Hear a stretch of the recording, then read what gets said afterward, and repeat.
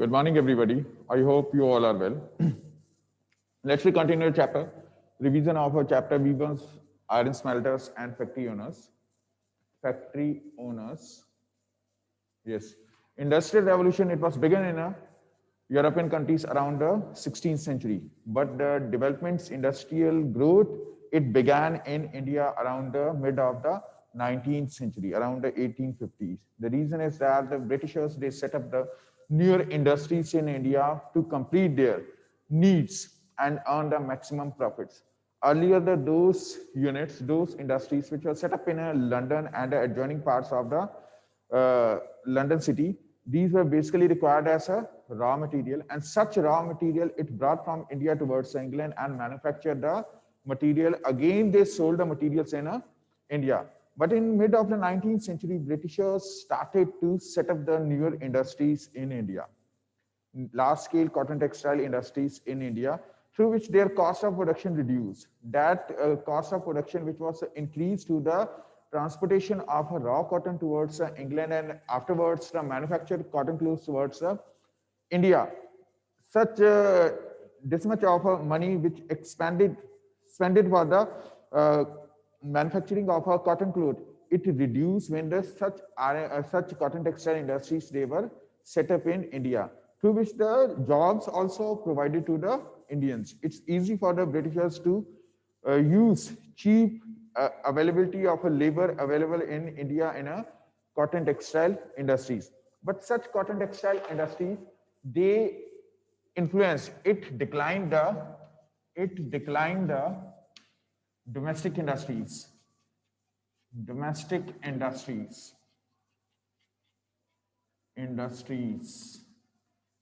Growth of cotton textile industries in India, it leads to the decline of cotton textiles. The local producers or domestic producers which produce the cotton cloth for the adjoining areas to the cottage industries, they basically influence.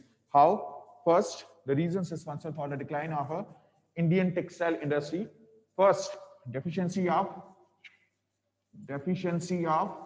raw cotton.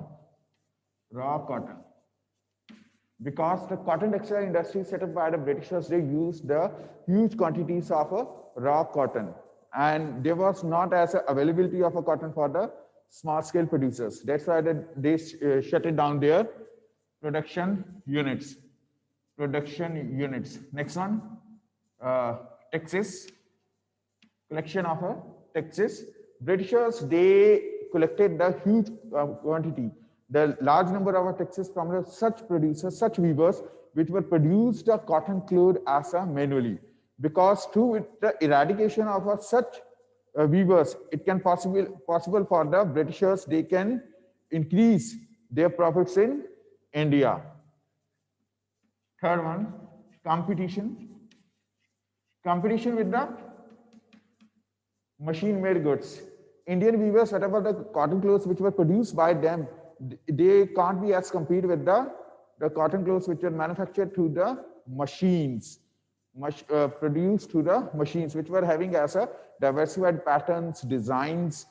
But as compared to this, the weavers, they were produced basically as the cotton clothes which were having as a lesser differences. Then the expensive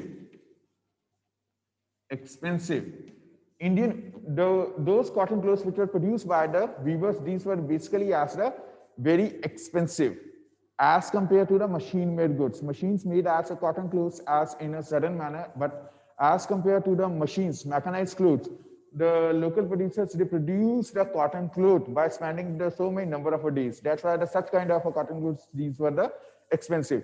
So these reasons were basically responsible for the decline of a domestic cotton textile industries in India, with the growth of cotton textiles in India. Cotton textiles in India. But in the mid of this age, when the industrial growth, cotton textile industries, they came into existence, in this process, the India's first cotton mill,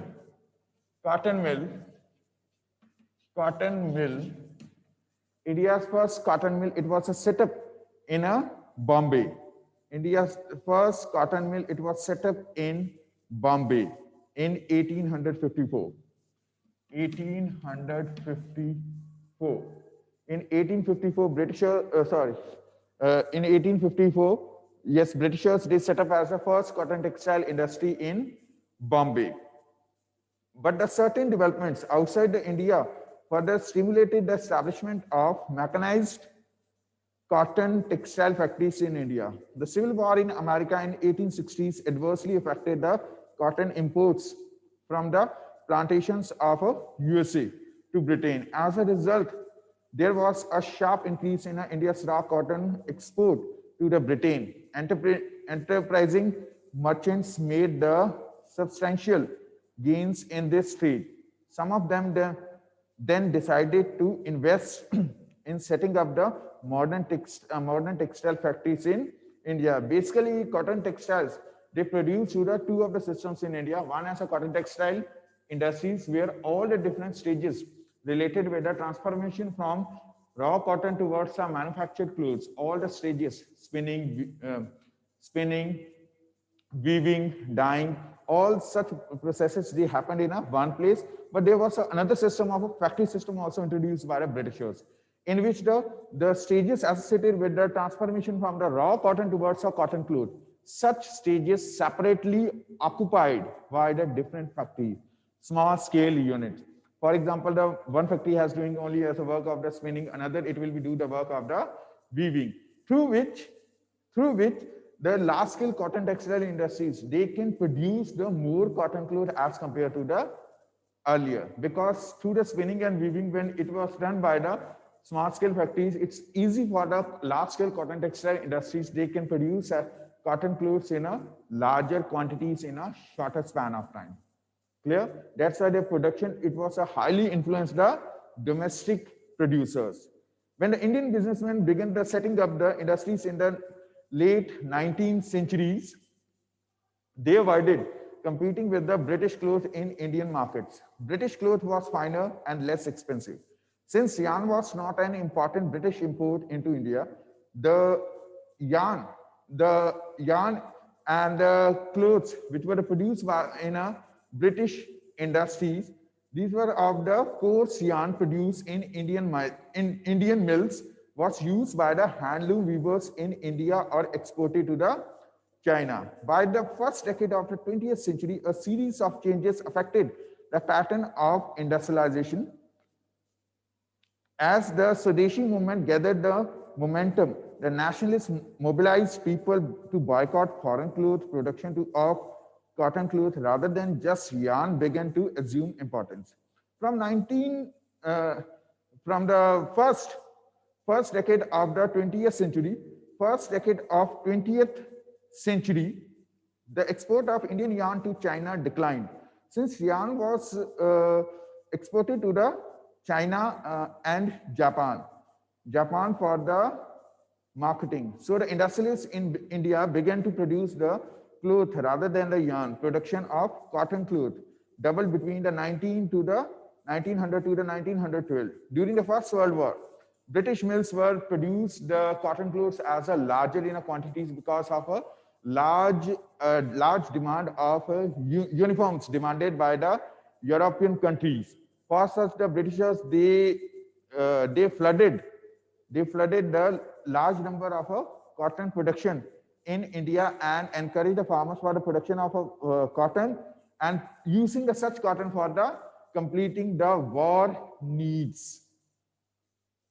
Indian factories were called upon to supply war needs like clothes for the army uniforms, tents, and a host of other items.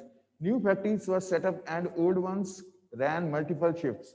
Many new workers were employed and everyone was made to work for longer hours. Over the years, industrial production in textiles in India boomed. India once again becoming as a leading producer of textiles in the world. Then afterwards, as the iron and steel industries which grew during the British age. Iron and steel industries. Iron and steel industries. Iron and steel industries. The production of iron Smelting process. Smelting process through which the raw iron ore, their impurities are separated in a blast furnaces. Indians, these were already familiar how to smelt the iron from the iron ore. There was a community in tribal areas of central India named as Agarias. Agarias. These were familiar how to smelt the iron and obtain the iron for the various necessities. Various necessities. Their proofs are also obtained from the that kind of a sword, Tipu Sultan's sword. Tipu Sultan's sword, which was made on a wood steel. Wood steel. Indians were familiar to form as the alloy. Alloy is what? It is a mixture of two or more than two metals. Two or more than two metals. Iron smelting was extremely common in India before the British conquest. In Bihar and central India, almost every district had smelters that used local deposits of ore to produce iron to make implements and tools of daily use. Indians had also perfected the art of making the steel from iron. Indian steel was known all over the world and used for the making of the weapons. Like the craft of Indian textiles, the craft of iron smelting also declined with the British conquest of India. Again, there was the several factors responsible for the decline of iron and steel industries in India. The factors which were responsible for the decline of iron and steel industries in India. First, forest law, enactment of forest laws. Enactment of forest laws. Around the 1870s, Britishers, they enacted as a forest law in India, through which the tribals, those tribals which were earlier inhabited in a forest lands, they were restricted to enter in a forest areas to fetch wood, to obtain the wood from the forest lands. The prime objective behind these forest laws were the basically to protect the forest and to use the forest for the British uses. For example, in around the mid of the 19th century, the Indian Railways, it began in India, in which the first railway line, it was set up from the Bombay to the Thane. For setting up of the railway tracks, they required as a block. Such blocks, basically they obtained from the forest. That's why they enacted as a forest law and protecting the forest from the deforestation. That's why the Britishers, they also ban on a shifting cultivation, because it was one of the reasons responsible for the large scale of a deforestation and land acquired for the agricultural purposes. A series of the forest laws passed by the mid-19th century in the form of the Forest Acts restricted access to the forest areas. Clear? Next one, second reason responsible for the decline of iron and steel industries. Raw material. Deficiency of raw material. Again, deficiency of raw material. Indian iron ore, it was directly exported towards the England.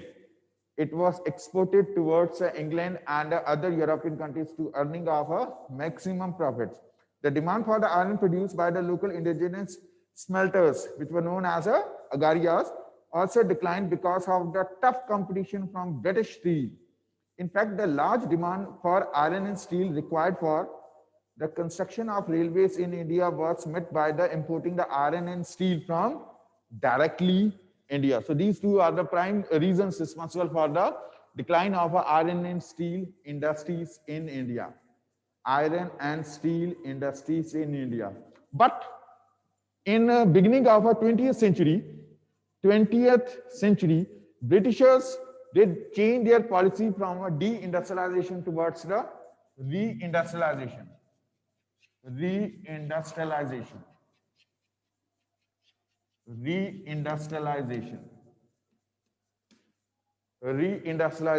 Industrialization in which the newer industries, they came into existence.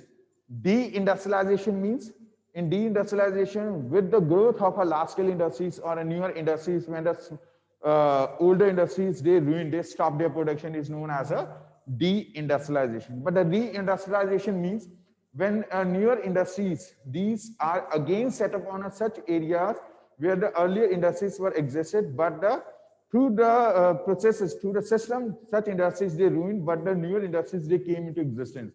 Same category, same kind of the industries they came into existence on such parts of the world. The colonial policies plugged India into a phase of the deindustrialization in the 18th and 19th century. The manufacturing of cotton textiles declined and millions of people were forced to return to agriculture, which itself was not in prosperous state. The decline of iron smelting and manufacturing led to a decline of international trade, which increased the poverty in India. Gradually helped by economic forces, the determination of Indian entrepreneurs, modern industries based on the large-scale factory system began to be established in India. Many peasants, jobless weavers, spinners, and others took up work in these modern factories, which were located in colonial towns. In this process, the first iron and steel industry, it was came into existence, named as a TISCO, Tata Iron Steel Company. Tata Iron and Steel Company. It was set up in 1907 at the place of Jamshedpur by the J.N. Tata, Jamshedji Nusarwanji Tata. Jamshedji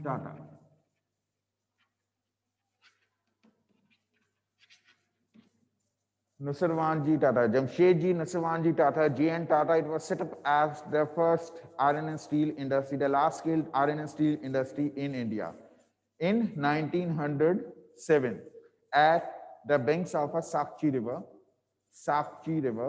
Actually, that industry, it was located in a Jamshedpur because of the location and availability of water from the river Suvarnarekha and Kharkai, Kharkai. Kharkai rivers. It is basically as located as a 32 kilometers of a distance from the Kalimati station on the Bengal-Nagpur railway line. It was seen as the ideal location. TISCO started producing the pig iron in 1911. Pig iron production, it was begun in 1911, and the steel production, it was begun in 1912. In 1912, the TISCO started as the production of the steel in TISCO. This was the first Indian-owned steel producing unit in India. In 1914, when the First World War it broke out, at the time of the World War, a large number of arms and ammunition machinery it required. That requirement it complete to the TISCO. TISCO completed the need of iron and steel for the manufacturing of weapons, arms and ammunitions. Steel produced in Britain now had to meet the demands of the war in Europe, so imports of British steel in India declined. And the Indian Railway turned to the TISCO for the supply of steel for the railways. As the war dragged on for several years, the demand of the colonial government for steel increased, and TISCO became as the biggest supplier in European countries from the India. This was our chapter, weavers, iron smelters, and the factory owners during the colonial age through the efforts of the Britishers, which began through the English East India Company towards when the Britishers they became as the rulers. Now they started as to change their economic policies, which were earlier as to increase the to earn maximum from the revenue, but now they started to earn maximum profits through the industrialization. This was our chapter. Thank you.